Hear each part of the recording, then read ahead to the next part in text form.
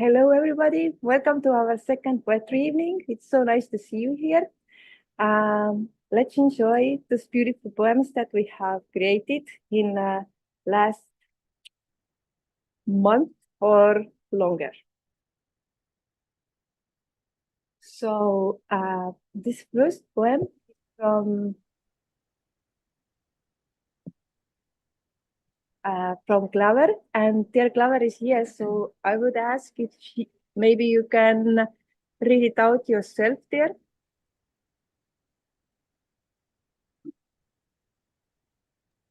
Okay. Yeah, this poem is called It's Okay to Feel That Way. Hey kid, you look bored the way you're hunching in your seat, like a broken cord. An infinitude of nature's wonders outside the car window, like a movie reel. But all you see is the reels on your phone. Even that you are not seeing, just scrolling mindlessly. Even that is passing you by. Maybe things aren't the way you want them to be. Maybe you feel like you're a tree stuck in a sapling. Your limitless imagination stuck in the confines of puberty. You game to release all that pent-up energy. You scroll to satisfy a nameless itch. Youth is a paradoxical time. You have so much, but you aren't ready to give. You want so much, but think you're not good enough for it. Life slips by as you try to fulfill some ideal life inside your head.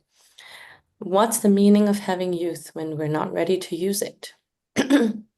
A time of joy and new beginnings becomes premature aging. Jaded and depressed, so much unnecessary suffering. A kid, I can't take the pain away from you. No one can. But let me tell you that I've gone through it too. And no matter how gloomy the road ahead looks now, it'll get better. You'll grow larger, not just on the outside, but more importantly, on the inside. The weight will get lighter and knots will unravel.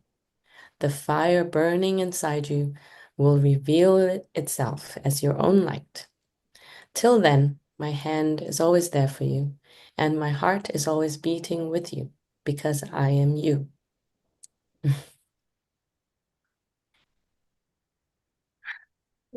Yay. Yeah, so this is a poem that I wrote inspired by the children of today that I've been working with in the school that I teach in. So Mm, the current school that I work in the school that I work in, I don't just teach the preschoolers now, but I teach like what we call primary schoolers in Singapore. So like from 7 to like 10, 7 to 12. And I see a lot of a lot of jadedness, a lot of boredom, a lot of hyper activity and yeah, just a lot of I feel like suffering suffering when they actually can enjoy life there. They have a lot of youth, that allows them to enjoy life, and they are pretty um well-to-do. A lot of them are quite well-to-do. They're not poor. So I just feel like it's a suffering that's very self-induced, but also it's caused by society and of course the changes in society and in our families and all that. So I feel sorry for them, um, but at the same time at the same time I see myself in them. I just wanna um And I feel like what I can do is reach out a hand to help them. And it has happened, I think, a couple of times when they confided in me about how they're feeling, just like very done with everything, done with the world even. And yeah, so Wow. that's why I wrote it. Just feel like that's there's a lot of suffering that the teenagers go through. What grade are these kids? Huh? What grade? What Grade, I don't know, but I don't know how to express it in terms of Indian grade, but in the Indian education system. But here it's like primary 1 to primary 6, which is 7 to 12. 7 to 12, and I think they call them the Gen Alpha now. I don't know. Maybe nowadays they demand a lot from kids. When Yeah, they are kids, of course they have to learn maths, language, um, science, music, arts, but they are also kids, right? They have the right to be kids. that's I don't know. true. I don't know if that happens in Singapore, but I feel that they are kind of forcing them to become adults. Like Yeah. they already have to think what they want to become, uh, yeah, for Mm. work and what they want to do for work. Yeah, yeah, it's like being an adolescent is already very hard, right? They're going through so much, but at the same time, yeah, in Singapore it's like that as well. Like adults put a lot of pressure on children even more than before to do well academically. And so they go for a lot of classes, and mine is one of them. I'm Yeah, so glad that they have at least one of such a teacher who can understand and relate to them, because we all have been teenagers at one point. yeah. And, to really see that I am you, like you see all that is like wrong and it's okay in the end. Mm-hmm. Also, Clover, I think, just from my personal experience, sometimes when we look back, the problems of adolescents might look smaller and trivial, but Mm, when you're in that, it's almost like yeah, I still remember my boarding school days. Now when I look back, I'm like, why was I worried of all these things so much? Why was I so worried about my seniors and all of that? But at that time it does feel like a life, or as if you're in the middle of a battle of your own, kind of a thing. And I'm just recommending this because this is a show which everybody is talking about right now, Adolescents. It's on Netflix. adolescents. So I Yeah. think that very wonderfully shows how I'm in the world of those kids. So yeah, you uh, have you seen that? I've seen a bit of it. I've read about it. I don't I'm afraid of psychological thrillers. Mhm. So I just read up about it. But yeah, and I feel like it's very, very relevant to the problems that we're facing today. Like because it's a very pressing issue how kids are so influenced by, by what they see on the internet. But then at the same time, they're getting more and more disconnected with their parents. This is a time when they need more connection with their parents, where parents can help them navigate, the internet and their feelings and all that. Whatever they see on the internet can make things worse for them in many ways, can like fan the flames of anger and hatred and all that, because there's a lot of that online. Yeah. Just today, I think the Prime Minister of Britain, because it's a British show, I think they've announced, they're actually playing the whole show in the Senate and all of that, because they now Mhm. want to change certain things about schools and bring some reforms and things like that. But yeah, like you said, they pick up so much from what's around them, and for them, it could mean like I said, trivial problems for us. For them, it could be something else. That's so true. Yeah. To them they're in the fire every day. But on hindsight, it's like on hindsight it was like, oh, we should have been more level-headed. We could have sought help or be tell ourselves it's okay to feel that way, but oftentimes it's not. Yeah. So I think it's a very important message to give to the youth nowadays, and also everyone, but especially to youth, because the older generation had, remember times when things were maybe different, but the youth see what it is, and like Harry pointed out, they see the problem, and this is the end of the world because they don't have a everything bigger view. larger than life. Yeah, everything you haven't had the possibility yet to see like the bigger picture. So so it is. I think it is very beautiful message to give. Since Lakshmi is also here, Lakshmi, I recommend you that show. It's just a 4-episode mini series. Harry, can you maybe send a recommendation for the youth groups to everybody? Yeah. Yeah. So the link, yes. We also want to see it. It's quite it seems like quite a heavy show, but Yeah. for good reason, right? For good reason. I mean, it's good that it's catching everybody's attention, like, all over the world, like people, teachers, politicians, and everybody. So Yeah. I just want to share one more thing, which is that even I'm an educator, so we just finished our parent-teacher meetings. Mm. Many of the parents were sharing, kids these days, they always spend their time on their phones and gadgets and everything, and they're so sucked into it, which is very similar to what you had written as well. And they were like, okay, so it's like it's the generation now, it's a generation's fault. But then I was having this feeling that probably if we were also in the same generation, that is, we grew up with all gadgets around you always and all that, I'm sure it will be very, very hard for even us to Yeah.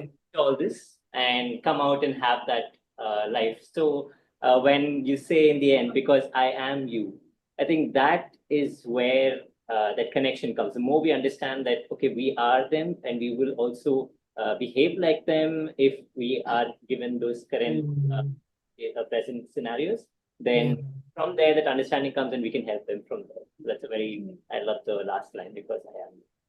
Me too. It's It so suggests important. self-awareness, and for kids, that concept can be difficult to grasp. So as we grow older, we become more self-aware of our habits and idiosyncrasies or whatever they come from. And if you teach kids to, from time to time, when things get a little chaotic, they take the time to step back and kind of notice how they are living day to day and become a little more self-aware of how they spend their day, time outside of like structured hours. That can be very powerful. I think she said the last paragraph kind of encapsulates that. That's good. Very good. Yeah, it's so hard for kids to really see outside of the personal struggle, which is very, very narrow. I am intrigued by this open question you leave in the air, Clover. In your poem, what's the meaning of having youth when we are not ready to use it? Can you elaborate a little bit more what you were thinking when you write it, please? Yeah.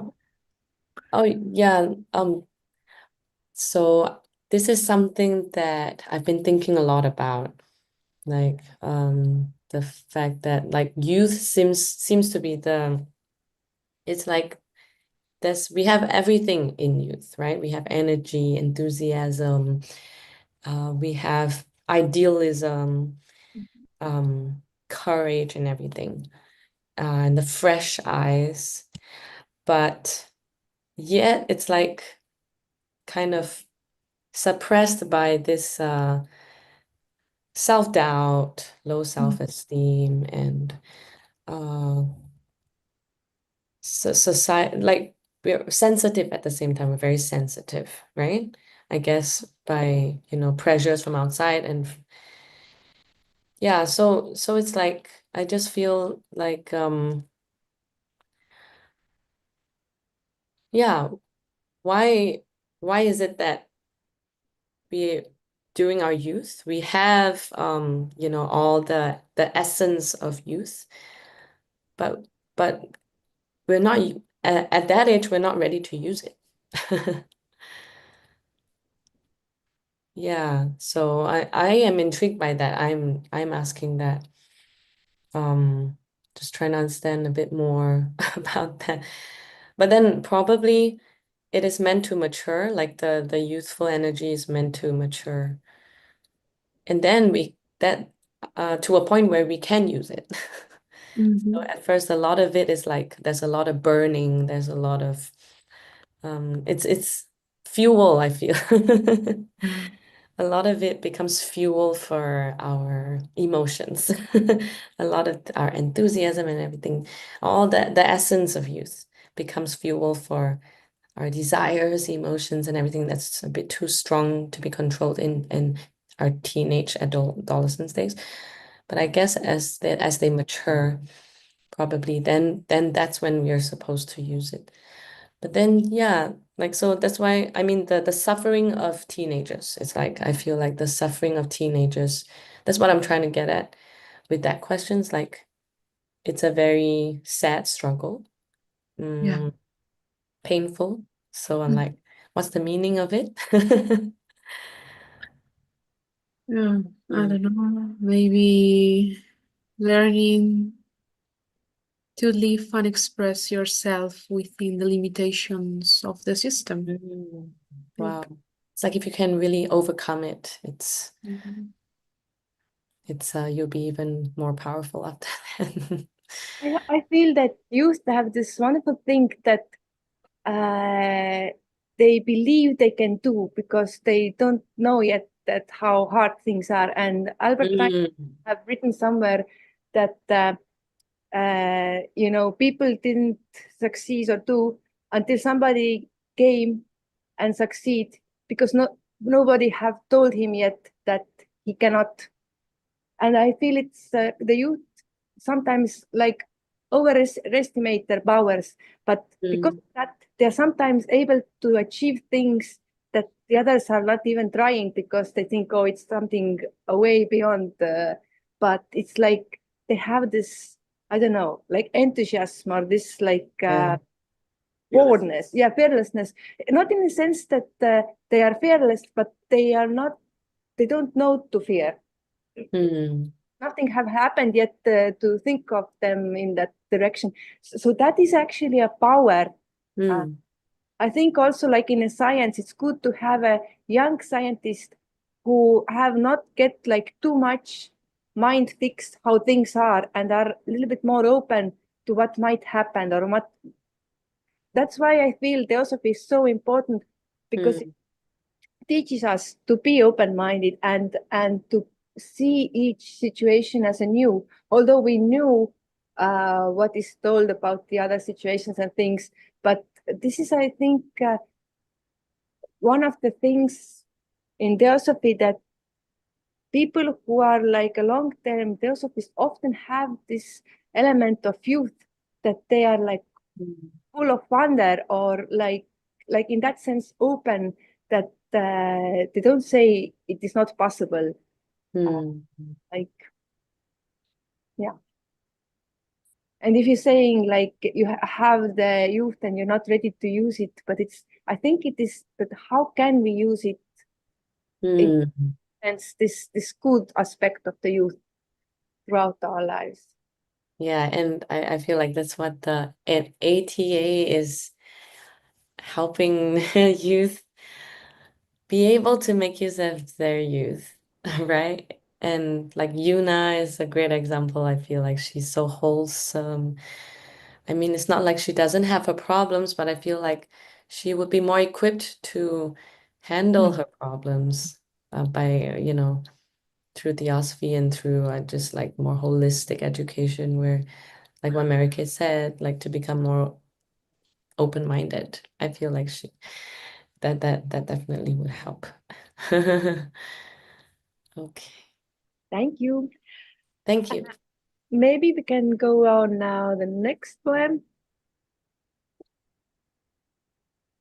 Yes. Clover, would you be so kind and read out this one also, maybe? Okay. This is by Aditya. The Journey of Inquiry. Every day sparks a quiet query, a soft whisper amid our busy lives, inviting us to seek deeper truth. Answers come, yet they never settle. They fade like dusk into the night. Perhaps no answer can feel adequate. Then sometimes, as a blue moon's glow, like footprints in sand washed away by the tide, our questions dissolve only to reappear refined.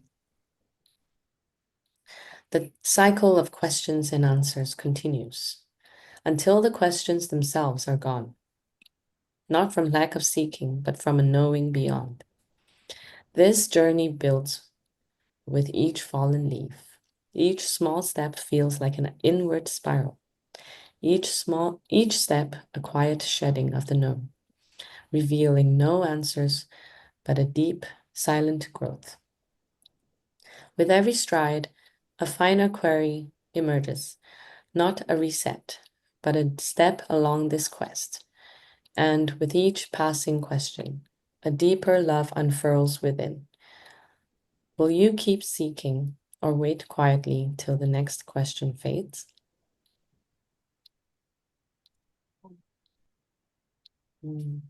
It's beautiful. Yeah. I talked to him and we discussed about a little bit about this poem. And I very much like, we discussed how if you are near some big teacher, how you have some questions in your mind and suddenly the questions fade away because they don't matter. You just remember the questions you had in mind, but it's like they're not needed anymore. And this one row, they're revealing no answers, but a deep silent growth.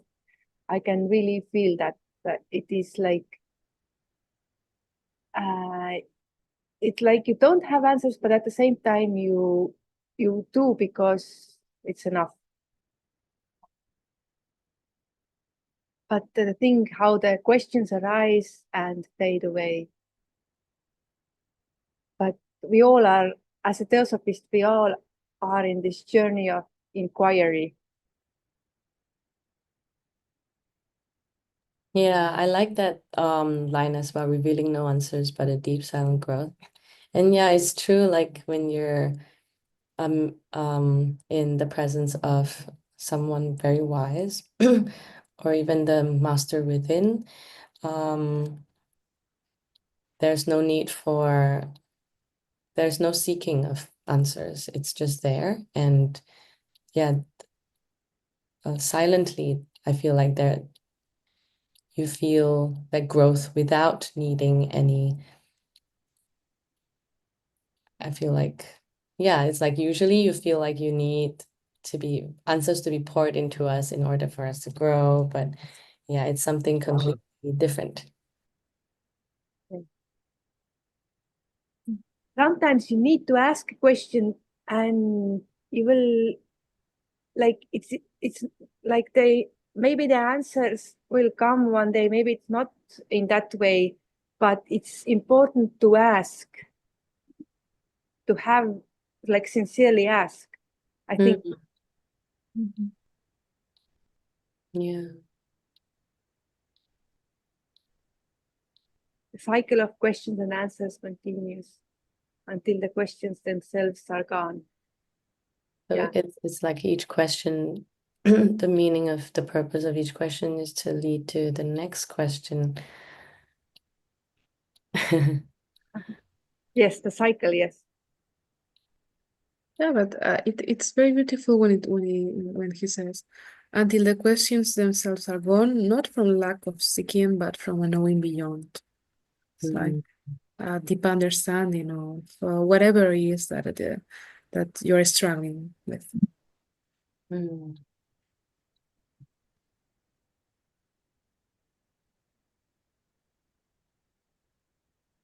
And this also, and with each passing question, a deeper love unfurls within. Will you keep seeking or waiting till the next question's face? Yeah, we keep Mm. seeking. I guess we should keep seeking. But I think also that when we really understand, then the love also grows. Yeah, because love is like love is pure understanding, right? I hope so. Because what is the knowledge and unacknowledged? That knowledge, at least in a Buddhist sense, the Vidya and Vavidya is the knowledge of the oneness. And can there be anything else than love in oneness? I don't think so. I can't imagine. Yeah, a wider, much all-encompassing kind of love that I feel that we can't comprehend now, right? We can try. Mm-hmm. We can try to question how would it feel.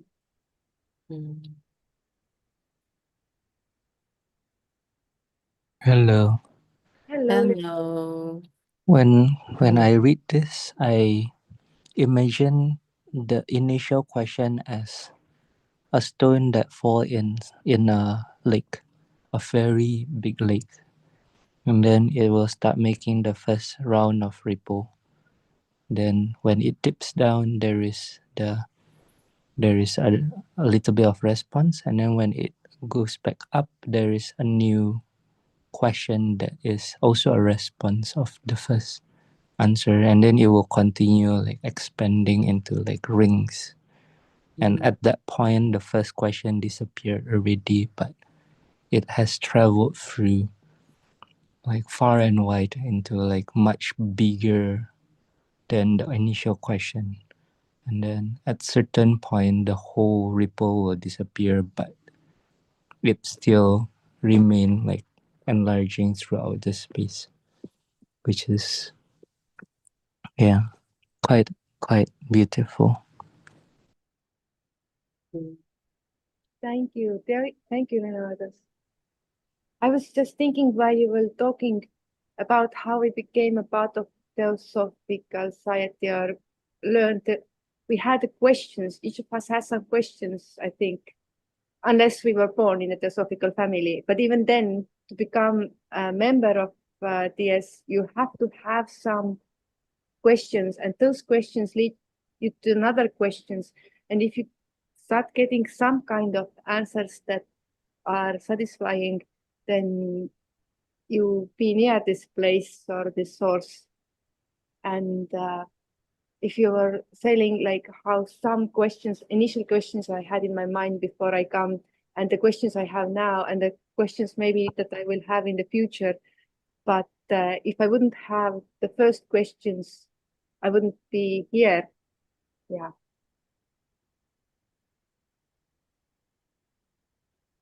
So part of the journey. So let's take another one. Oh, this is mine. Hope is hidden. I will read it. It is natural to feel that hope is hidden, resting vibration, gathering itself to rise again. In spring freshness, rested. The only thing you can be sure of, everything changes, both good and bad, both beneficial and harmful. There is hope in the eternal change, amid wild streams of repeating cycles, that something may emerge which hasn't happened before, something truly wonderful. Knowing this, it is natural to feel that hope is hidden, not like a frightened animal afraid to come out, but as a playful child in a game of hide and seek.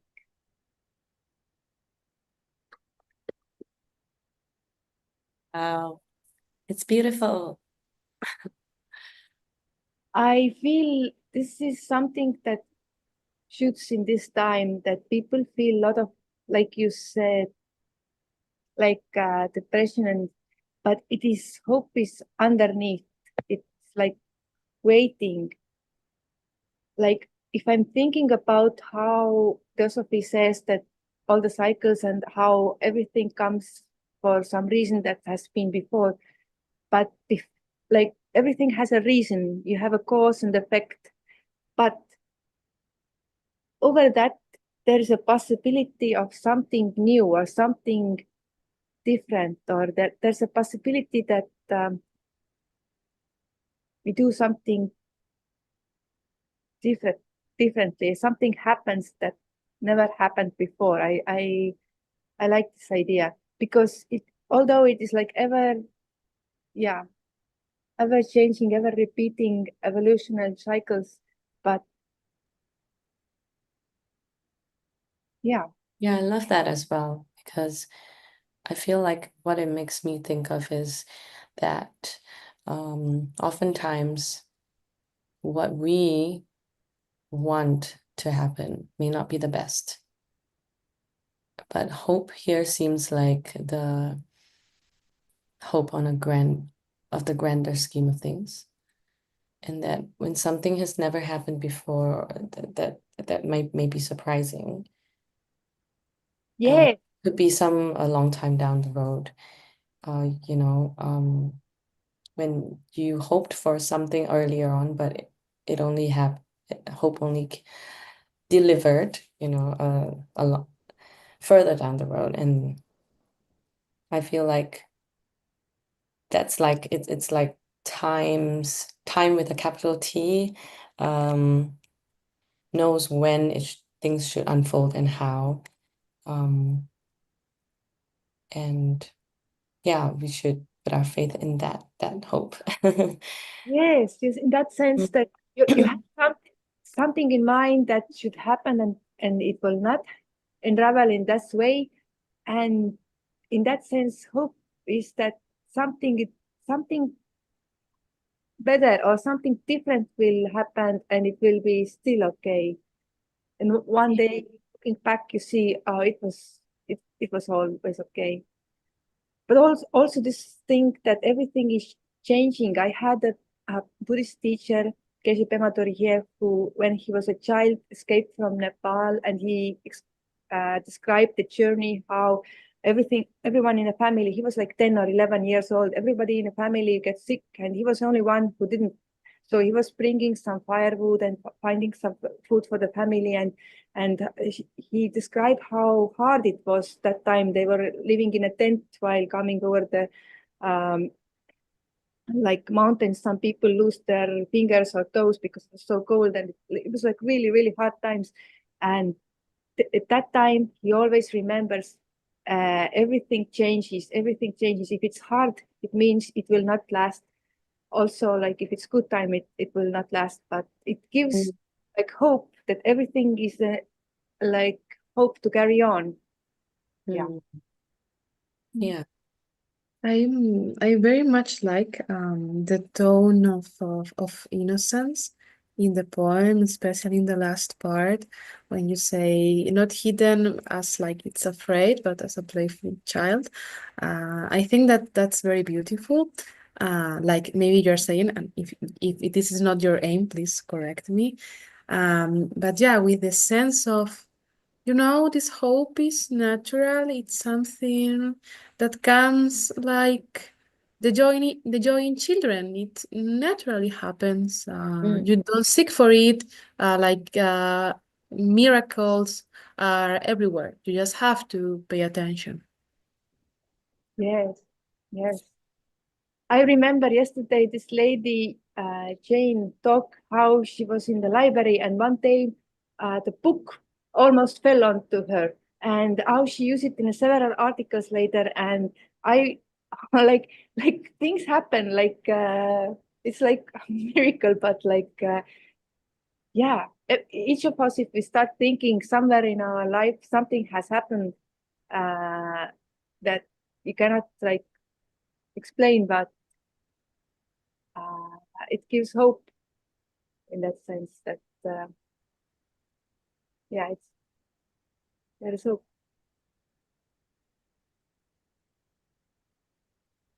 But we can go on now. Thank you for your poem. It's beautiful. Thank you. Leonardo's, would you like to read it out yourself?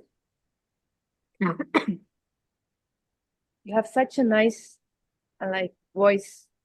Yeah, okay. Stage play. With our emotion, we color the space. With our thoughts, we mold the reality. Of the two thought forms born alive of us, the gods who create. What a powerful army we command, only if consciously. There's a grand play going on. How are we going to contribute?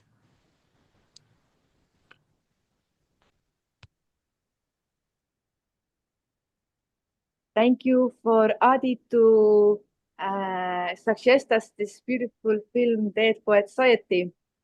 I can understand it was inspiration for many of us, me included. But this is such a beautiful, beautiful poem of such an important message. Yeah. How are we going to contribute? Yeah. That was cool. I agree. Yeah, we have emotions, we have thoughts, and they are the molders, but we are the molders of them. I feel like the average person, like me included, is always kind of belittling themselves. Like I'm always telling myself, oh, I'm not good enough, you know? But then I don't know, actually, like without truly being aware of the like powerful army that we command. And that every moment we are contributing. But it's the question is how, right? How are we going to consciously contribute? And the fact that we can contribute says that we are not the trivial self that we think we are. Yeah. Yeah, and when I catch myself belittling myself in this setting, it is a play that where the king or the queen is being held captive by the army that we ourselves actually like create. So it's that kind of play that we are involved with. So yeah, there is always something that's going on, and yeah, just what kind of story do we want to write nowadays, kind of thing. That's how I get from the movie, which is like, yeah. And only consciously what we get, there's an army to command, but only if we get doing consciously, because we are doing it anyway. And that's the thing. Yeah. We are doing it anyway.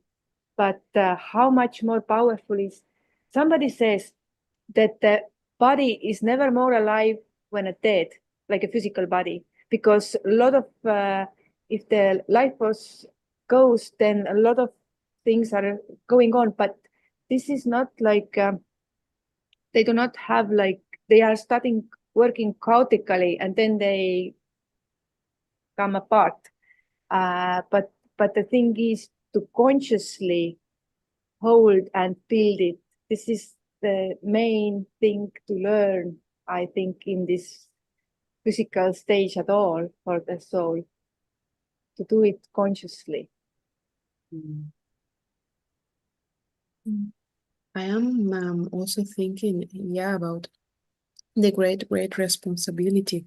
For example, when I was in Adyar, I was really marveled with the whole sense of harmony you feel in there. And of course, it's the work of the masters, but it's also the work that the people who live in there does by cultivating good thoughts, by cultivating harmony in their bodies, in their minds, in their whole beings. And this is so important. There's a grand play going on. We have a small place going on in our own lives, but there's a grand play where we are part of. And how we are with our small play contributing to this grand play. Yeah.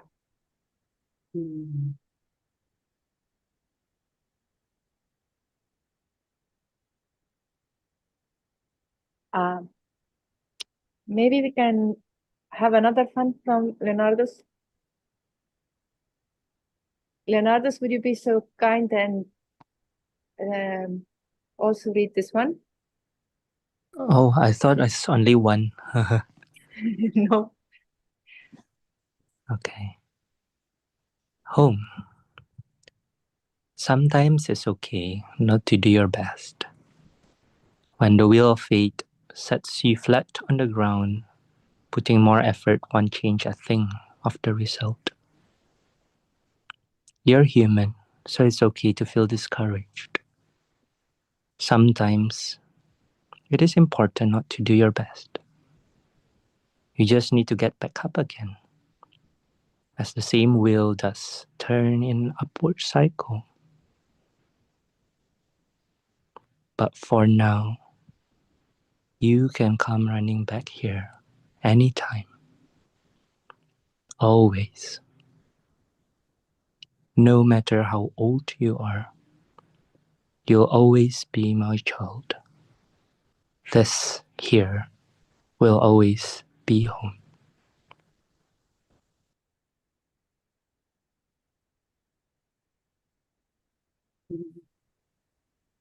So beautiful.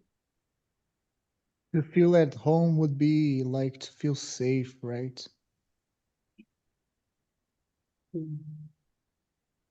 Who are you writing from the perspective of? You? Many different layers. So Okay. initially it's about home physically, where our definition of home is like what Arthur mentioned, where we feel safe. And then also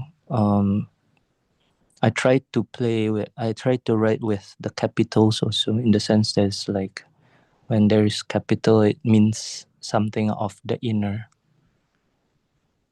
that the inner you, the inner here, the inner home.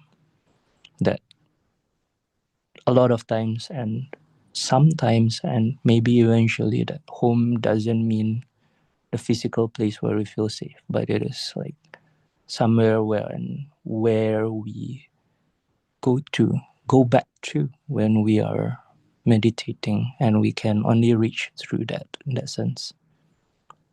Yeah. Even when we go to sleep, where we go to may not be the home that we know it physically, but it's somewhere.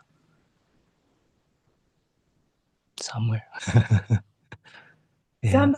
Somebody today tell me such a nice thing that every time we sleep, the dreamless sleep, we are actually meditating, and we are connecting ourselves with like the oneness or supreme, and then the universe, and then we got energy from that. And that was such a nice idea, that this is kind of the dreamless sleep is when we are actually meditating. Everybody is meditating each night, like until the end of their lives. Yeah. I kind of like this idea, but they're doing it unconsciously. It's the idea to get it done more consciously. But I very much also feel that since you're using those capitals, the home is not the physical place. It is like the feeling you carry with you, because they say that real saints are like if you're a real monk or like, and then any place, then you're like let go of your physical home of your parents and relatives, but any place where you are is becoming your home. And but I think it means that it's not in a physical plane, but you're carrying this feeling of home or this feeling of sacred love, like with you. This poem really reminds me of this parable in Christianity, the parable of the prodigal son, where there is a father that gives his 3 kids a coin, and in the end it's about what they do with the talent, the coin that is given to them, right? The beautiful thing is that it's the smallest son who makes a mess, who spends the money and everything. And in the end, when he returns to the house of the father, like when he returns, the father says, "You are my son. You're always. This will always be your home. You can always come back." And I think it's very, very beautiful. It doesn't matter if you make mistakes. You're still loved.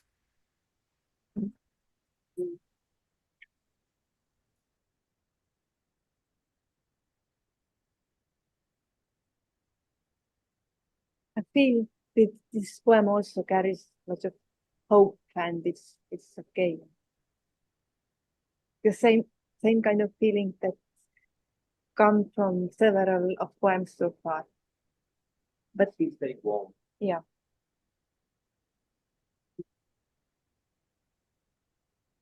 So let's see for more.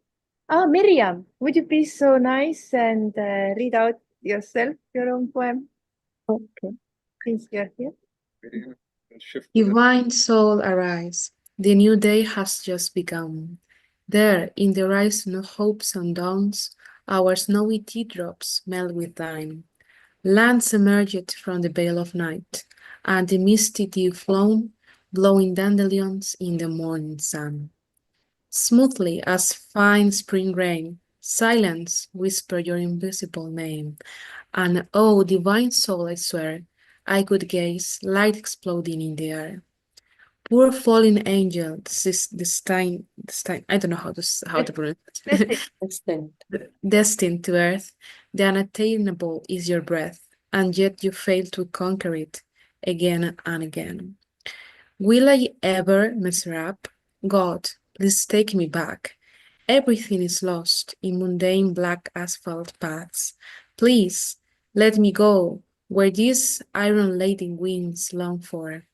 Oh God, why thou hast abandoned me in this sick world? And I try to be the best in the spiritual quest. Maybe in this way I can win my entrance there. Not utter silence was the response, I must confess.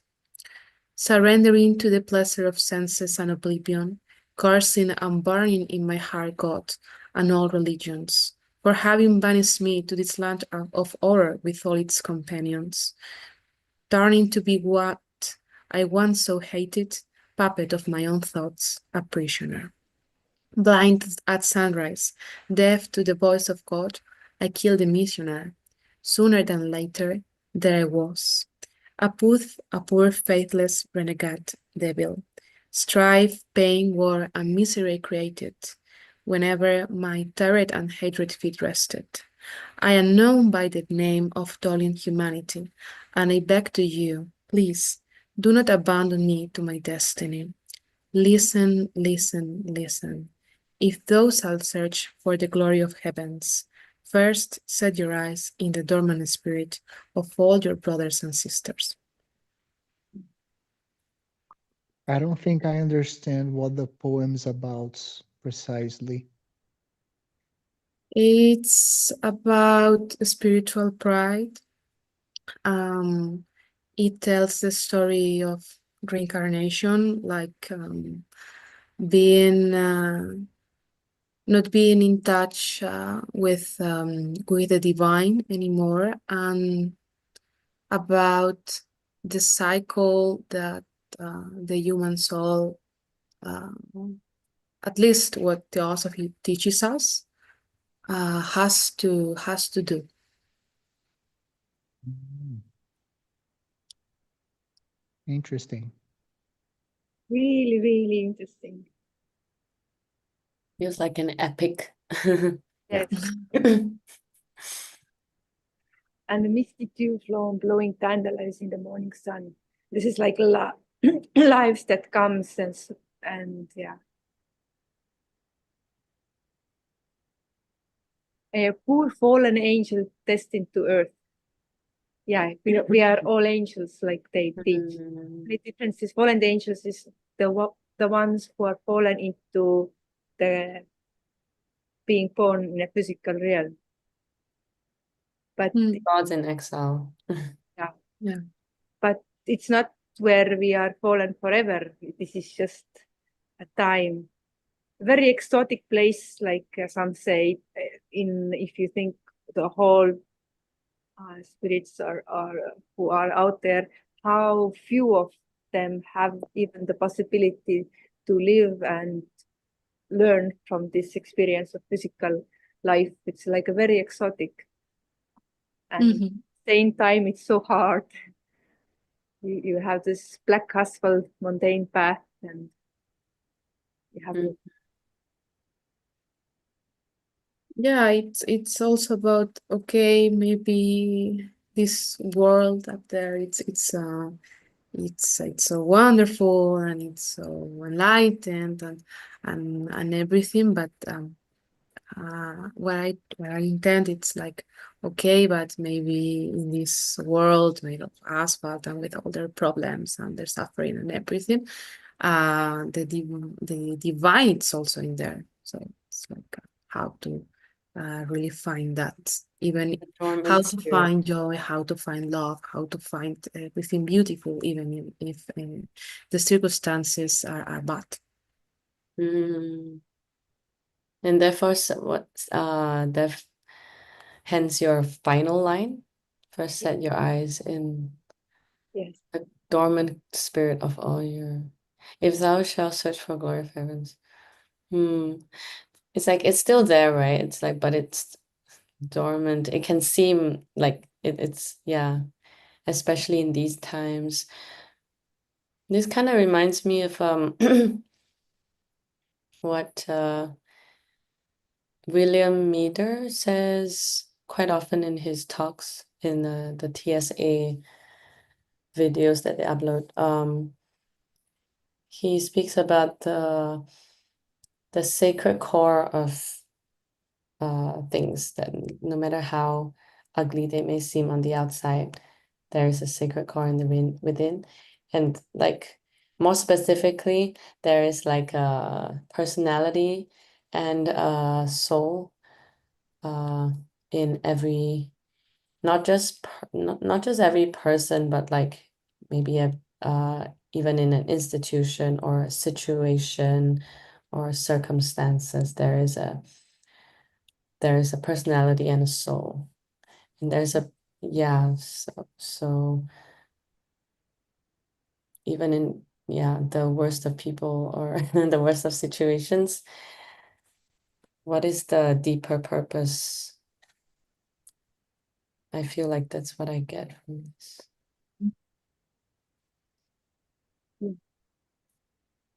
Yeah, the silent agony that we feel while searching for something deeper.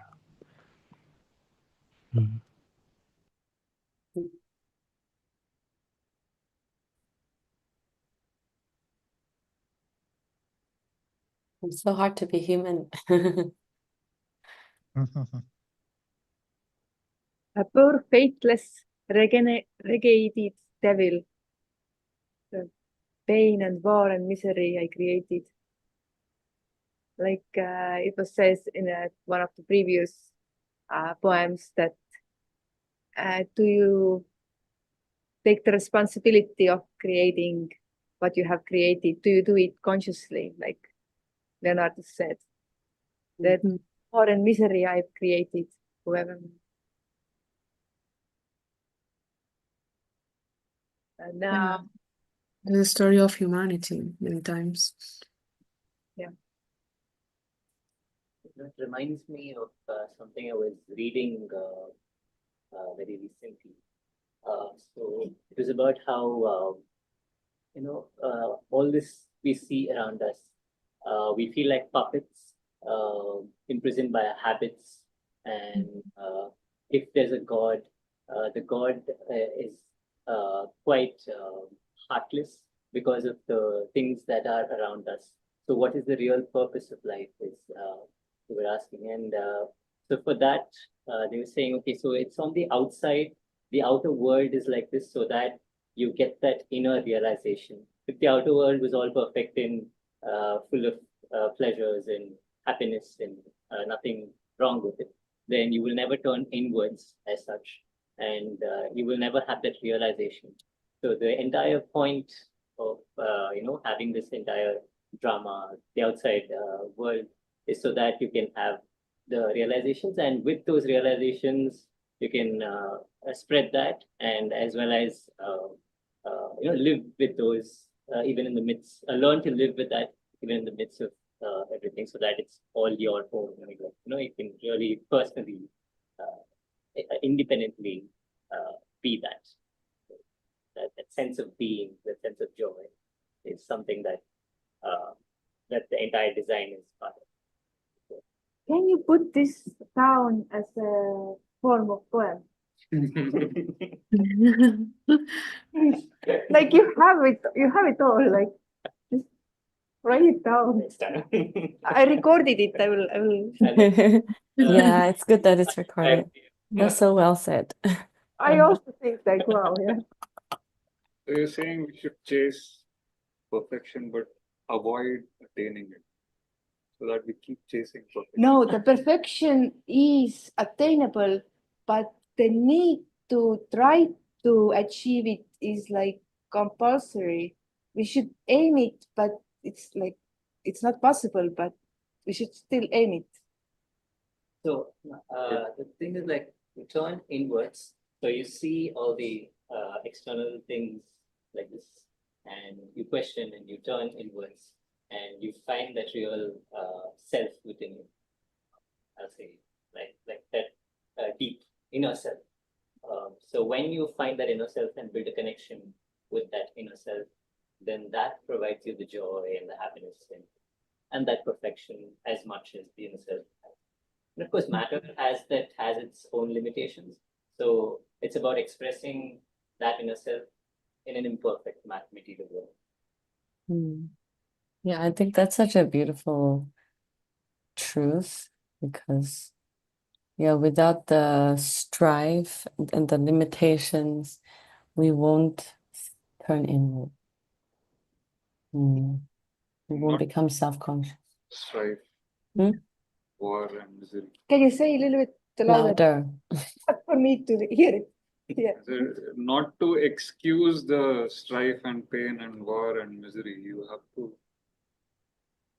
Yeah, it's not an excuse for self-growth. No, not really.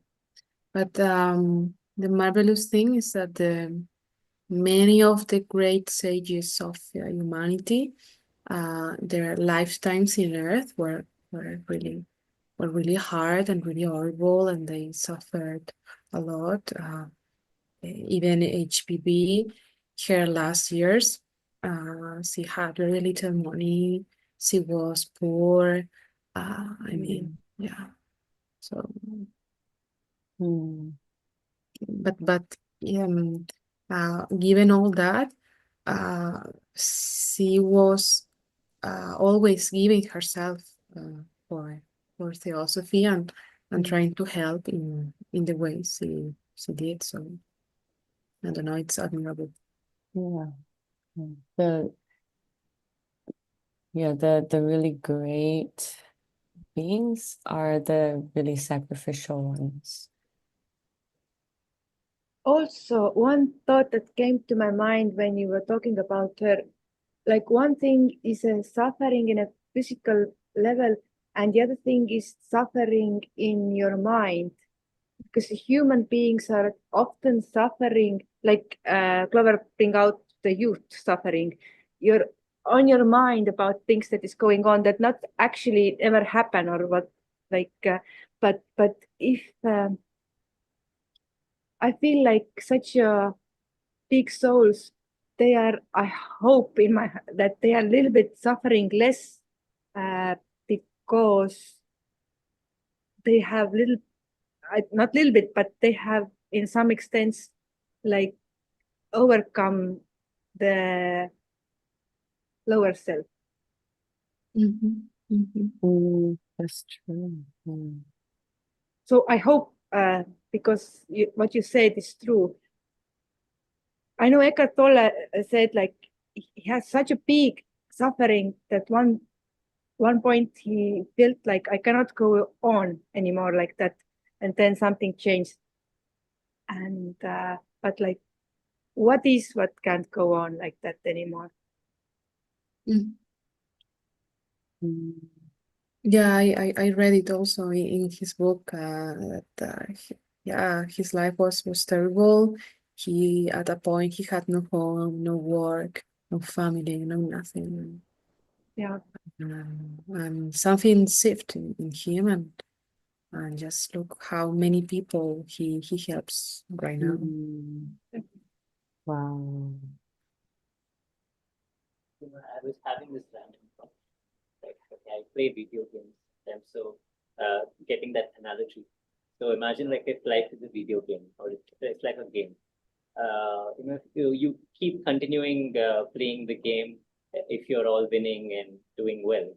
But momentarily you lose and you're not doing well, that is when you want to stop the game and get back to reality. So same, that all that pain, that suffering, I think is another part of trying to wake you up and connect you with your inner self. Stop and come back into yourself like that. So it is probably a necessary thing so it is not probably a coincidence that all the people who were very spiritual and very great had a lot of suffering and had a hard life. It's something probably that makes you really turn inward. Yeah.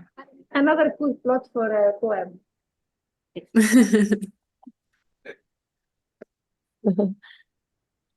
Yeah, and sorry. This kind of reminds me of like I read somewhere that we are allocated the amount and intensity of karma that we can overcome in each lifetime. So we are actually meant to overcome them.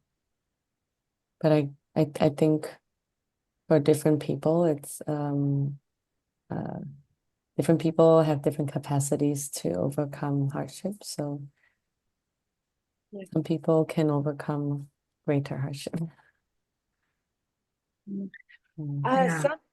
Somebody said what you just said, to add to this, that the spiritual age of a person, like we are in a different age, not only physically, but spiritually. And spiritually, some people are more evolved. And how this comes out is in a way that the person who are more evolved are ready when the moment when they see they have some drawback or they have done some mistake, they admit it, and the moment they notice there's a mistake, and until the moment then they have done something to improve it, like the time distance between that, if it's short, it means the soul is more evolved. If it's long, some people see a mistake, but they don't even recognize it's a mistake. They think, I am born like this way, I can't do anything.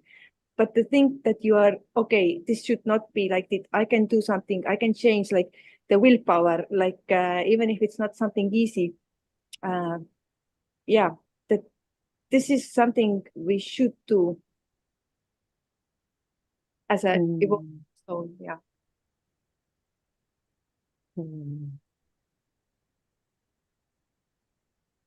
Really nice poem. Maybe we should go on. Now, Arthur, please, would you read it out loud? Okay. 0. The number 0 represents nothing. All included in nothing at all. Infinite potential inside nothing. After 0 comes 1, then 2, then 3. 0 is a number of nothing. How many nothings are there? 0 is a number of creation. 0 is a number of death.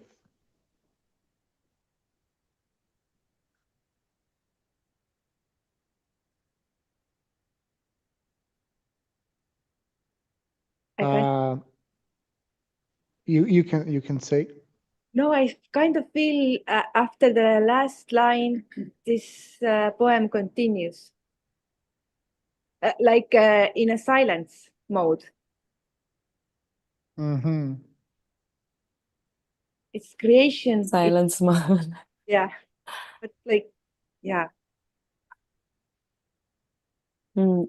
It's like so small but powerful. It packs just like what 0 is.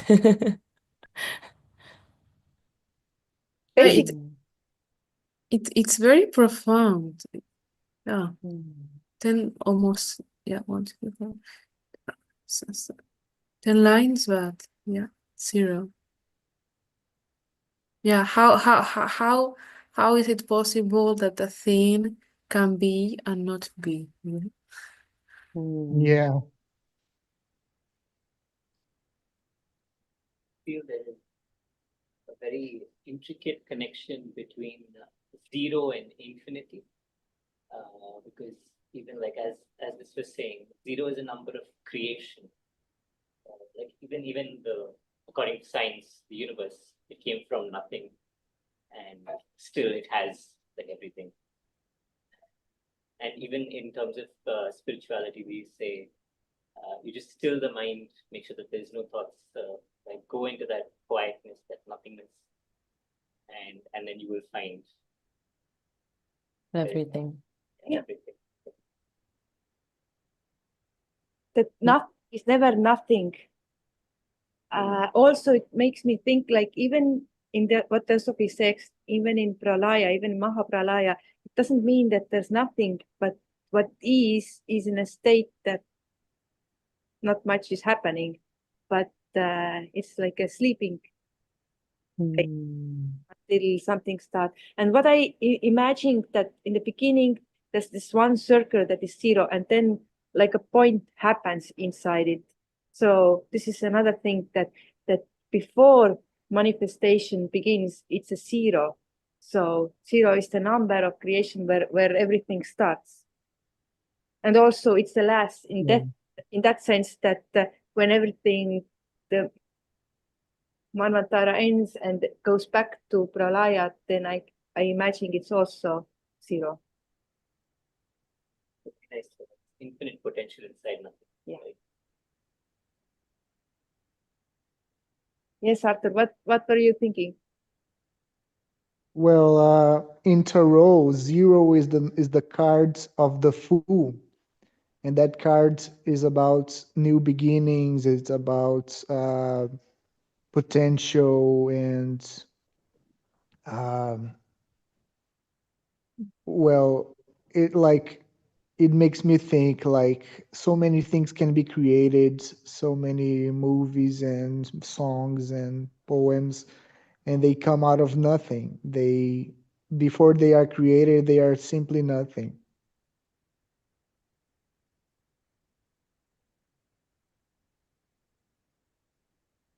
Maybe they are nothing in that sense in a physical level, but there are something like some potential energy in another level the idea before you grasp it. You know, sometimes you have something in mind and you don't know the word to put it out, or like you have like, but you quite don't have it, but you can feel you almost have it, like but it's not yet. So zero is a state in a physical world, but in a non-physical world, there's always like some kind of energy going on. Mm-hmm. Yes. But also I feel like it is like it's definitely a paradox. So it's like nothing, probably like coming from nothing doesn't mean like it's like really nothing, right? Sorry, I don't know what I'm trying to say, but yeah, I really like that expression of all these artistic creations or even like scientific or mathematical creations seemingly coming out of nothing. I think it really points to the rich variety of activity in the richness of the inner worlds. Yeah. That seem to Yeah, like Mm-hmm. when you don't when you still haven't done anything, there's so many things that you can do. That's true. Yeah. It's like potential, right? Potential is Yeah. it's both infinite and zero. Yeah. But what will you choose to do? Yeah.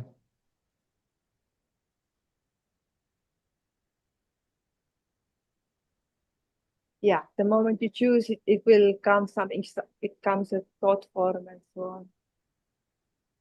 But you And have, then it's no longer zero, it's something. exactly, it starts taking form. Yeah.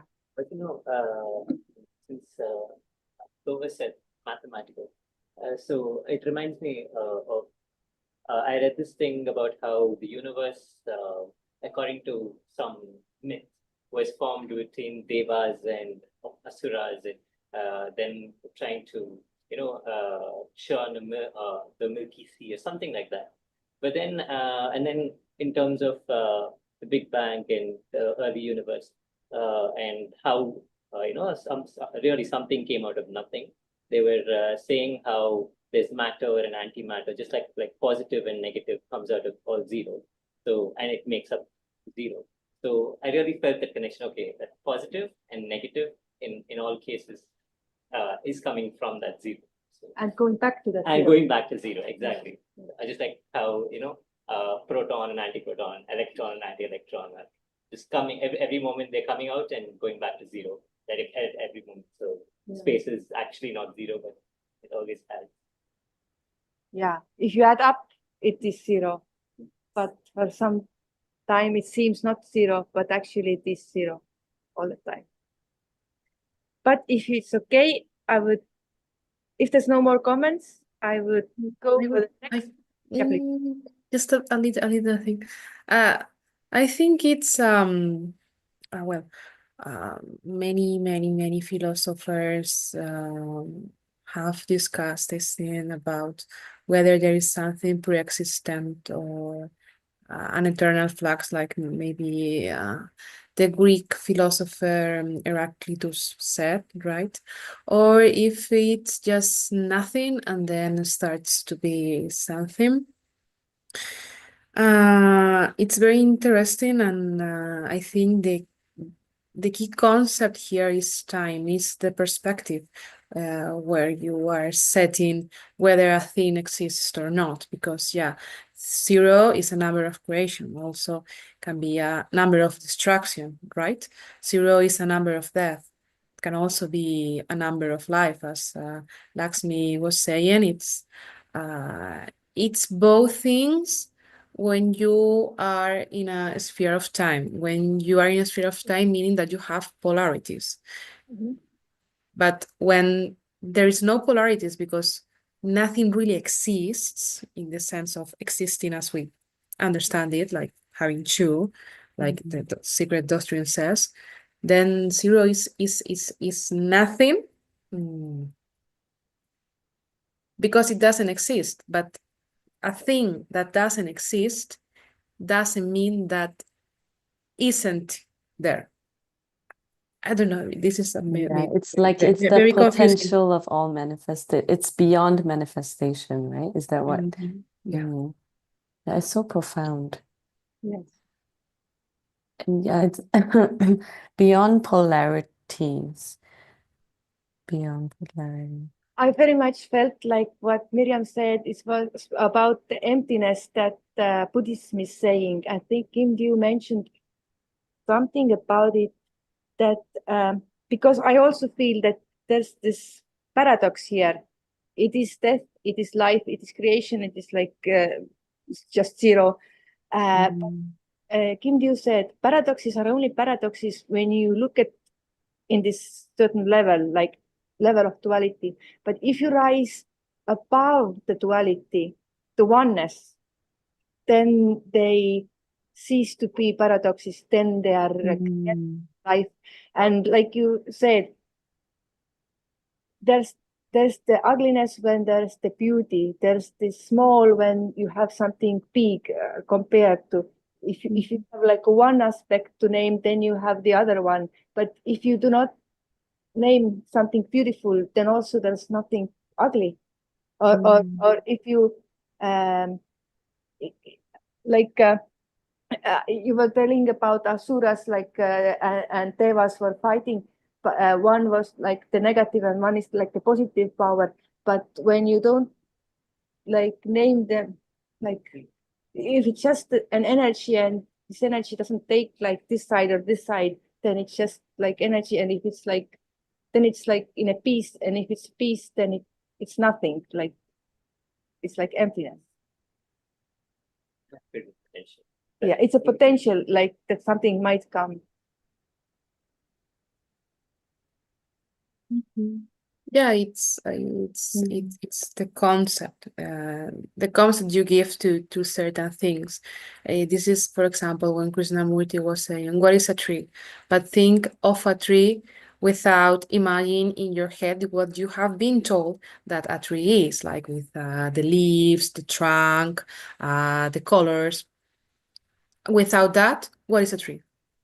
I love that exercise. It's yeah, it's very it's both fun and it's almost like you're trying to be a child again, and at the same time so profound. Yeah. I like how Arthur is catching such a deep thoughts into this, like seamlessly, like in few words, lines. But you know, after zero, there comes one, like we see in this line, and I would go to the next poem. Would you read it, Arthur? Yes. God. God is one. All are gods. God is good. God is true. God blesses.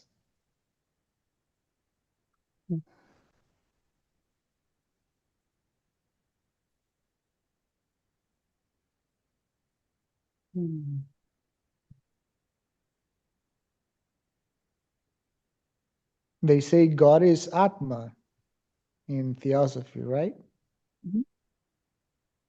Yeah. And Atma is oneness. Yes, it would be like a universal principle. Yeah.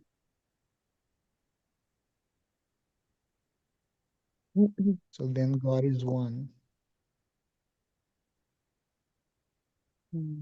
I love how there's so few words. So yeah, it's like you really focus on each word. Like what is one? What you just asked. What is one? All. good, true, blesses. What do you mean by God is true? Did you hear it, Arthur? I didn't hear it, sorry. What do you mean by God is true? I mean that, well, if God is false, then he does not exist. If God is true, then he exists. It's not really So in integrity. Not right and wrong, like it's who it is existing through, in that sense. yes, yes, if it exists, it is true True. because it is what it is. Yeah, I didn't think of it that way. That was my first thought.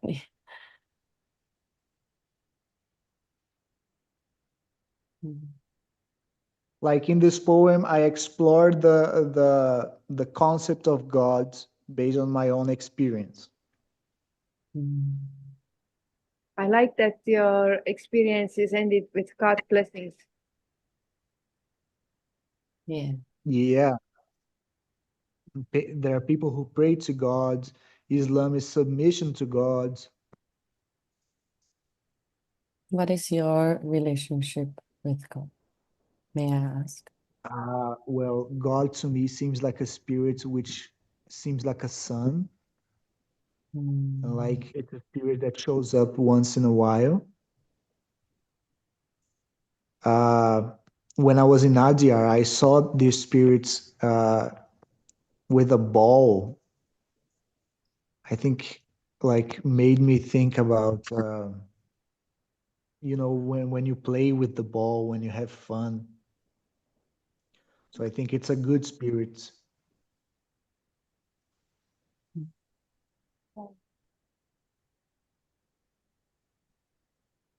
And if you say it's one and Atma, then we are all part of it, like we are it. Yes. And that reminds me of that thing that that guy, I can't remember his name, said in India, Shika, Mm-hmm. Yes. that of oneness, and that oneness would be sacredness. Oh, it was in the temple, right? Yes. Yes, yes.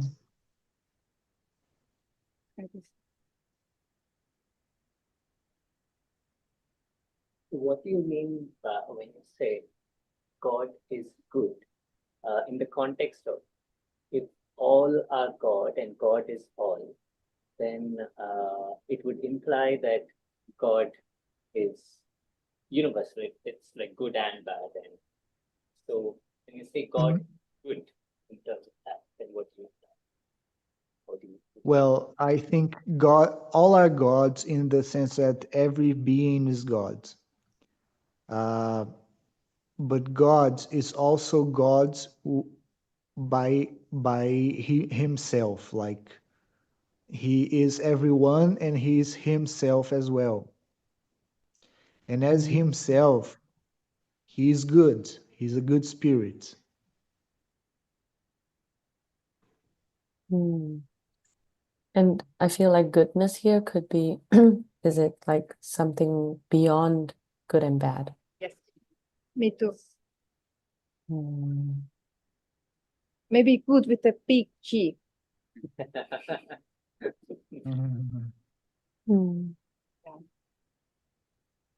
And therefore we are inherently good. Yeah. I heard that God creates and we inherit that characteristic of God, that we can create as well.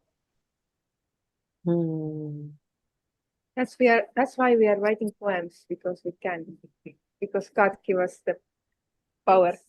Yes. They're using it. Yes. This is really nice one. Does anybody have some more thoughts about this beautiful poem?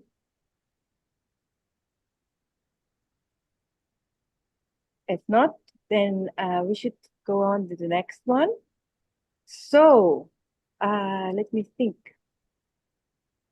Maybe you can read this one out, but just a little bit closer. You can, yes.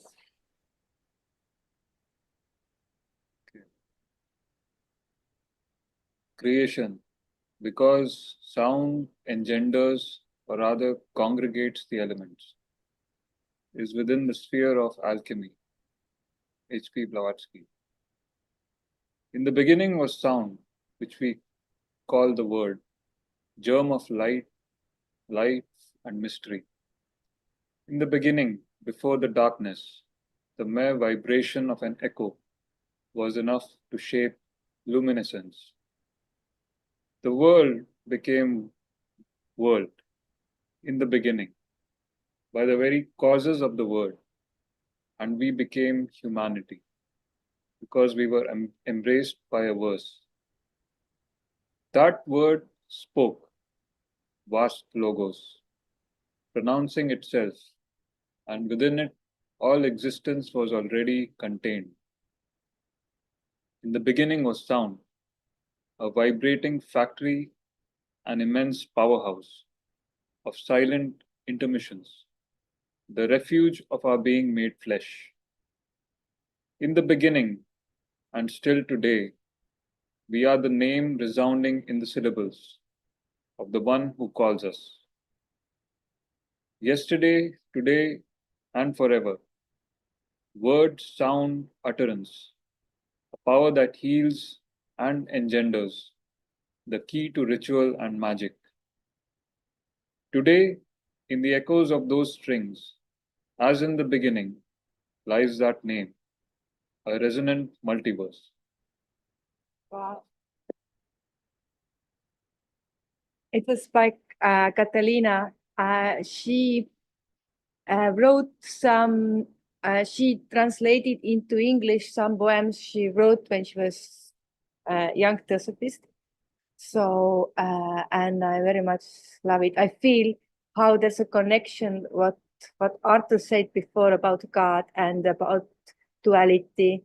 And now this, how the word begins and how there's a word, like the first point into this zero. Like, I feel like there's a lot of like mystical connection between the previous poems and this one. And it was not intended. It just, I notice it right now. It's like really nice. In the beginning and still today, we are the name resounding in the syllables, the one who calls us. So at the same, I don't understand the poem as deeply as probably it is written, but I draw a lot of connections with what I've read before. And something that really draws me to theosophy is trying to understand that connection between science and what we know in science and what is there in theosophy religions and all that. And here, I mean, something I'll just share a few things that I can think of as relation to what I've read regarding this point. So, for example, I've always heard that in the beginning, the universe was created with the sound Om. I mean, I didn't really understand what that meant, but I can, and also another one was something different part was how in the beginning Shiva dances, and Shiva was supposed to be this form of energy, which is basically vibration, and so that kind of really connected me with this, and trying to think of it related to science. In the beginning, there was only energy, and from energy came matter. So, like energy vibrates, and so which means that the sound is actually the first thing that probably exists. And also another thing that comes to mind is during the early days of the earth,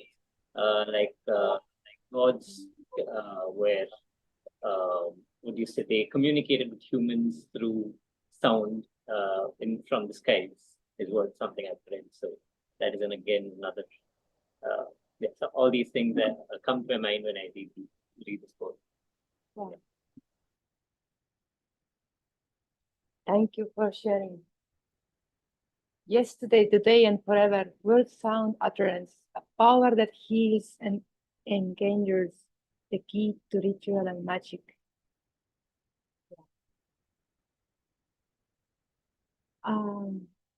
I very much, when you were talking about how there's an energy and energy becomes lower is vibration, it becomes a matter, but actually matter is still energy.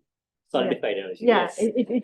Yeah, but if you look close enough into it consists of particles. Particles consist of like atoms. Atoms consist of electrons and protons, and they're all the time moving. They're never like there's always ongoing like a moving and vibration and energy.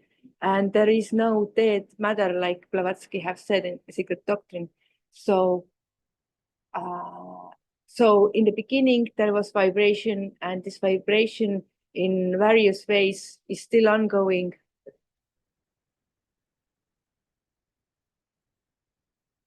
And this is creation, the vibration. And Nikola Tesla says, if you want to understand the universe, you need to think in terms of energy, vibration, and frequency. So I think very key to it. Yes. Vibrating factory is powerhouse. And I really like the last verse. Today in the echoes of those strings, as in the beginning, lies that name a resonant multiverse. Multiverse. Yeah, I think it just says a lot about how vast the universe is. Yeah. Multiverse, it's made of layers. And also the echoes of those strings kind of, it's like the many levels of manifestation, that has gone as far away from the source as possible. Like even like no matter how far away from the source, and no matter how small, we can still hear the echoes of those strings. Yeah. If you're describing it right now, I'm thinking it is like in a physical plane when they are very far away, but in another like higher dimension, if you think the room will like curve, or they will, although they are far away, they're at the same time here and now.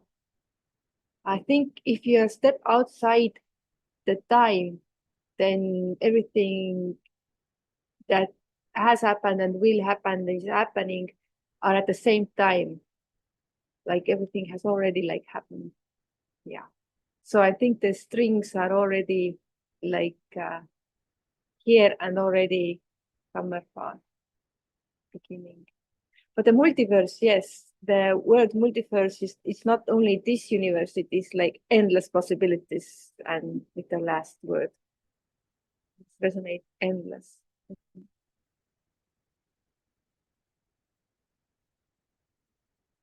Do we have some more thoughts about this poem?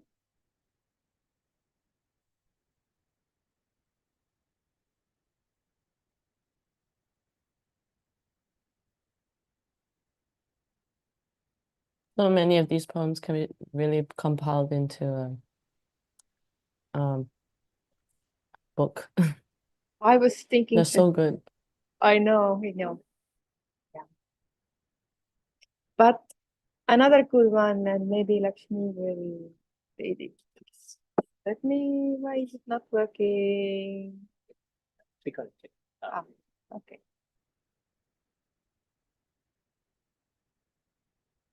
Delicate diatribe on death.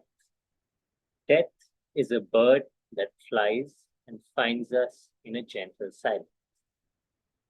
We die a little more each day, and with each death, life unfolds before us like a book. We are all our deaths. We walk the path in reverse from the moment we are born. Let's be silent as we let ourselves be crossed by the swan's song. Let us kiss, O wise lust, the cold mouth of the grim reaper. Let us fall silent as we are pierced by the swan's song. Let us kiss, O wise lust, the cold lips of the reaper. Let us love death like a bird that sets our longing free, as the flight that unites us with the whole. Amazing.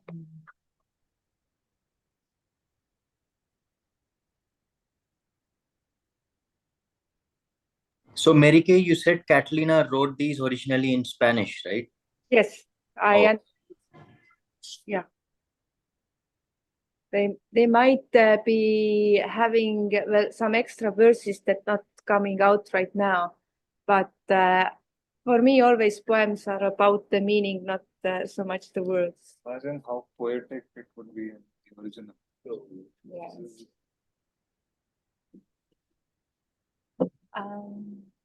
Yeah. There is a need to go. The next one is Harry's. Is that the last? Vignesh is leaving at the right time. He knew when to. No, this is before the last one. No, but I shared it in the group, so. Yeah. Yeah, about that. This reminds me of the quotes that are posted in our youth forum every day. The quotes page. It's about, it's a series about death. Oh, yes. That's it. That's it. Yeah, that's it. Yes, yes.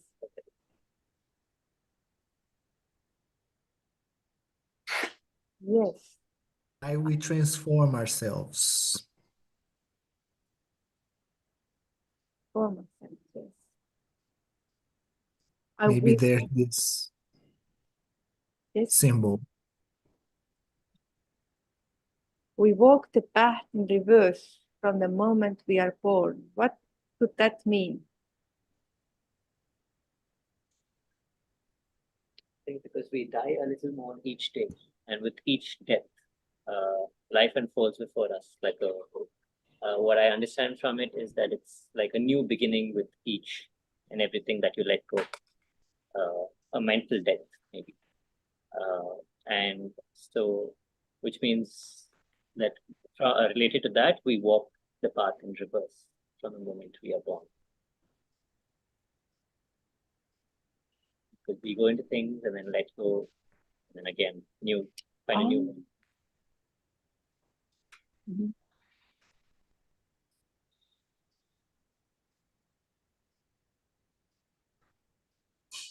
We are all our deaths.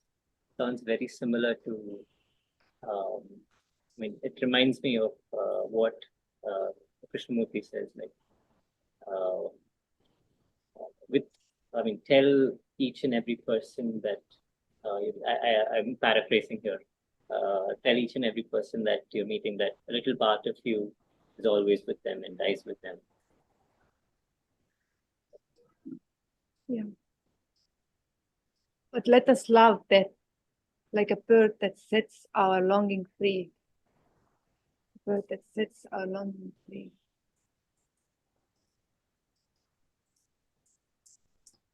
Like a bird that has the longing to become free, and then he becomes free one moment.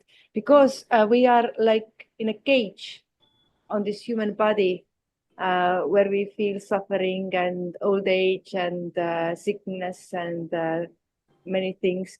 But if we die and the soul gets out of the body, then it is like the bird who is suddenly free.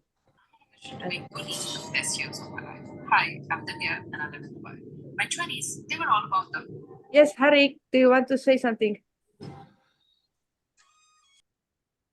No? Okay. No, I think Clover wants to sleep. So Okay. In that case, Clover, if you like to see the last poem, then here it is. Harry, would you be so nice and read it out to us? yes. So I'll be very quick. Just one more day. When summer waned at grandma's place and dusk draped soft on childhood's face, I'd whisper low as skies turned grey. I wish I had just one more day. When high school halls grew strangely still and time moved on against my will, as friends walked off each their own way, I wish I had just one more day. When love stood quiet at goodbye, a world within a single sigh, I held her hand but couldn't say, I wish I had just one more day. Each time I leave my family's door with heavy bags and heart unsure, they smile and wave as I drive away. I wish I had just one more day. Each time I leave what feels like home, each time the road says go alone, my heart repeats as feet give way. I wish I had just one more day. But now I see with older eyes the truth beneath those parting cries. The day I longed for all this time is here in breath, in beat, in rhyme. Today is day to speak it true, to let them know they matter to you. This moment is the one I sought, a gift the silent years have brought. So let me love and let me say what matters most I'll do today. No need to chase or plead or pray. The day I wish for is today. For after all that past has shown, uh, I cannot see it, America, but yeah, I think it's today is everything. Today is everything that all we have. We ever known, yes. Yeah. Today is all we've ever known. So this again, like I feel one core a commonality of most of the poems, which we all spoke of today. I think it's perspective, perspective of life itself, like, looking at life from a little far, and then realizing that, uh, of course, Clover's poem, and then Merike's poem, and then Miriam's poem, and then all the poems, including Catalina's. I think it's all about coming to terms with uh, the gift of what we have now, and trying to make the most of whatever it is, and hopefully, hopefully contributing our own verse, like Leonardo's poem. This is so nicely taking everything together. You're like practice. I know. Because It's I so want, relatable. And also, I think that's what life is about. Like, for example, this is something I was going to say. Like, we talk so much, we are all adults, we have a World Federation of Young Theosophists, which in itself is a wonderful initiative, because otherwise there wasn't a particular a medium for youngsters to talk about. Now, I cannot help but think, especially after Clover's poem, and then, all what I saw in adolescence suddenly, rushed into my head.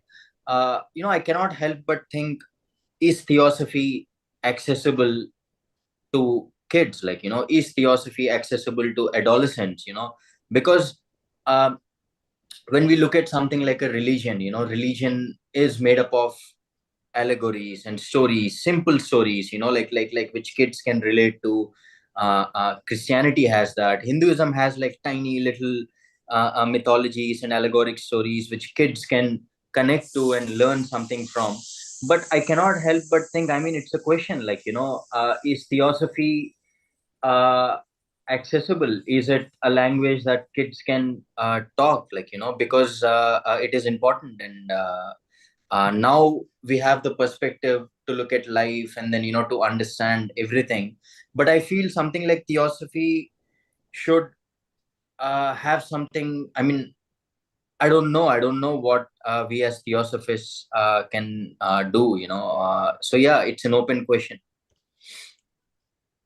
But it's important to try to do or try to think what we can do and then try to do something, because something is better than nothing. And Yeah, I feel like actually the kids these days are more skeptical than before. So yes, it's true that like no matter how old you are, whatever generation come from, the power of stories to like move and stir something within you is never changes. It will always be universal. Like, but then I want the thing is the allegories of the Bible and I don't know about Hinduism, but I do know some of the stories in the Bible. They can be kids would definitely question, or if they take it literally. So probably we create our own stories for today. Like, and I think that brings me to Mary Kay's initiative. Yeah, I was just going to say Children's that, the stories. kids books, which I think there's a team that's, I'm sorry, I don't know who all are involved in that, but yeah, I think stories and comics, I think that's a great start.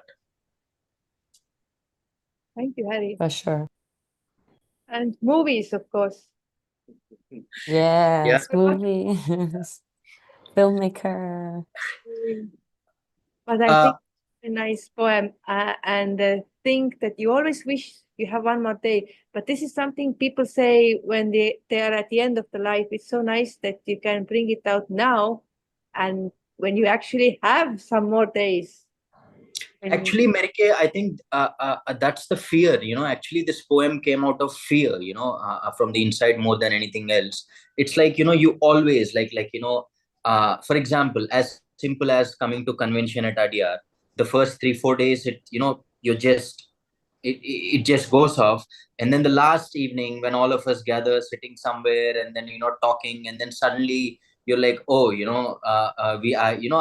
actually feel that, like, I just wish I had one more day with all these people. And what I've realized in life, you do that with a lot of things. I wish I had one more day at home. I wish I had one more day of this beautiful thing I'm a part of. I wish I had. So, and then, it's that fear of someday it's going to be the same about life. Someday we will be living our last moments on this beautiful planet, and that's it, and there won't be just one more day. So, and that's where this poem came out of, this note of hope that, if today, if we come to an understanding that that day is here, then whatever is left, like, it's just going to be a great bonus. Yes. Yeah, it's so beautifully said. Thank you. And Vic Houchin actually said that in order to not long for the moment anymore after it's gone, it's we need to be able to experience it fully. I think that is something that everyone would apply differently. Yeah. But to experience it fully, I feel like it's something very both romantic and practical. And very deep. And hard to do. Yes, and very deep. But very beautiful poem. Yes. Thank you so much. Very, very Lakshmi, you were saying something? Oh, no, yes. So I was just saying this reminds me of the Krishnamurti's quote, right?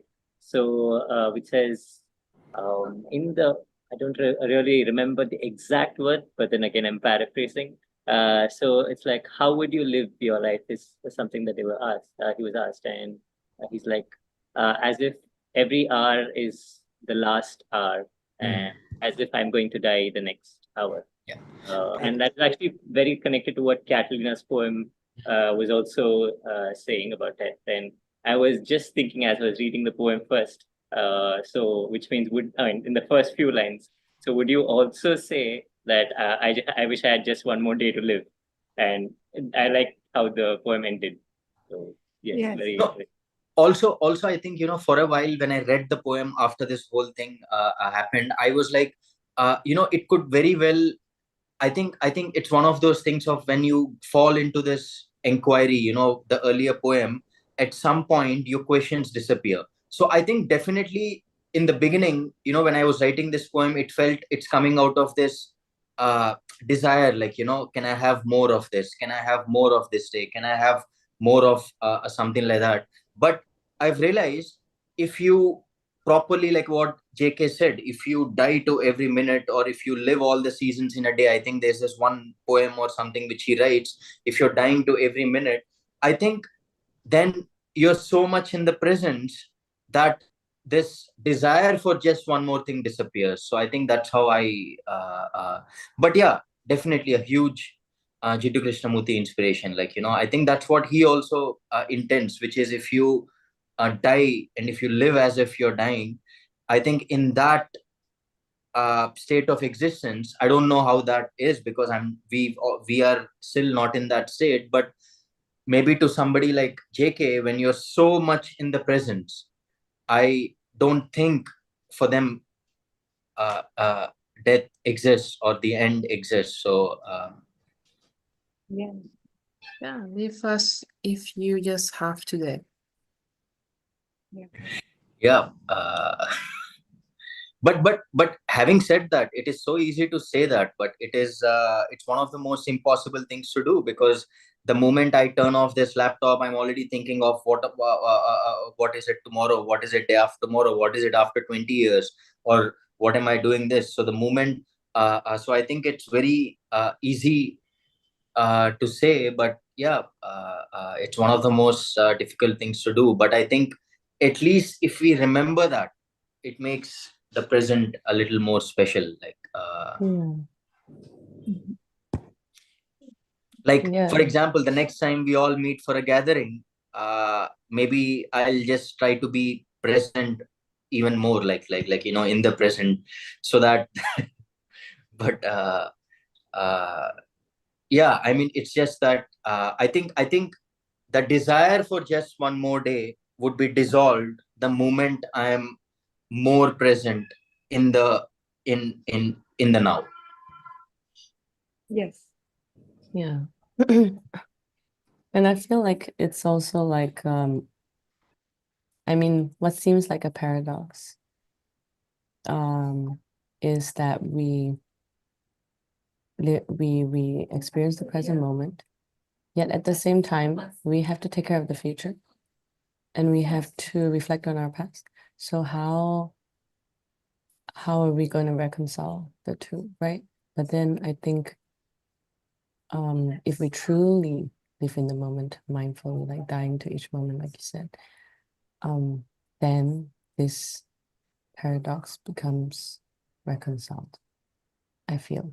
I think Like, also that paradox, I think it become it kind of reconciles in the sense that, from a Hindu philosophy, where again, in the Bhagavad Gita and all, you just continue doing your duty, without thinking of the results, or without thinking of your past or something. I think that is also another beautiful way, which is, of course, you're not leaving everything and then just sitting thinking, there's no future, there's no past.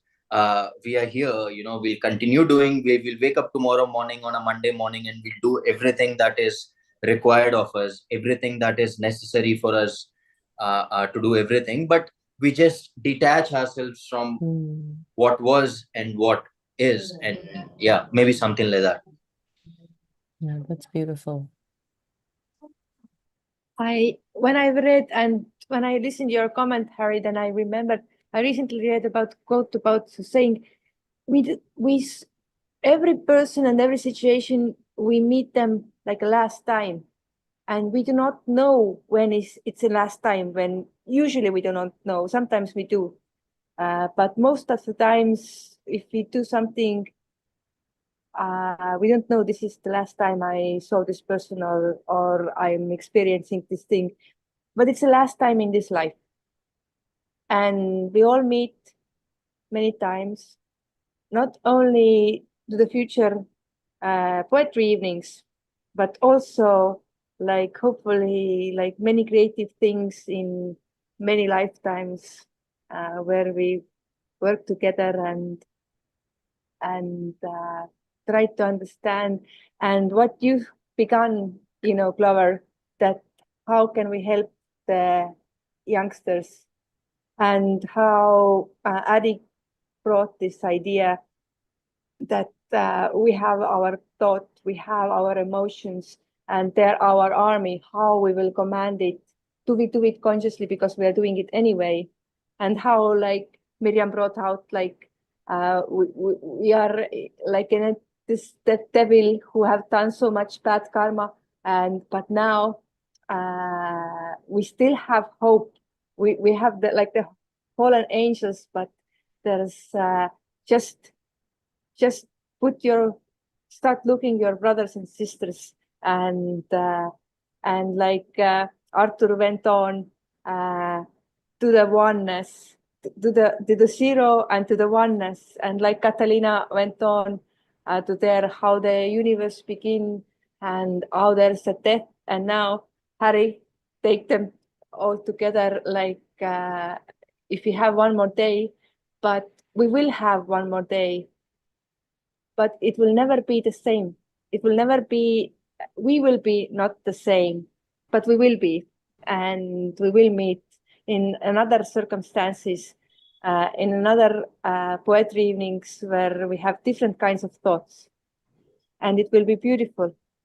Put them together as something. And hopefully Lakshmi can contribute also Next time. next time. Yes. Okay. See you there. Good night and good morning, and yeah, see you soon. Good Bye, night. Lakshmi. Bye, Clover. Bye, Bye. Miriam. Bye, Arthur. Bye, everyone. Harry. Bye. Bye, Harry. Bye. Bye bye.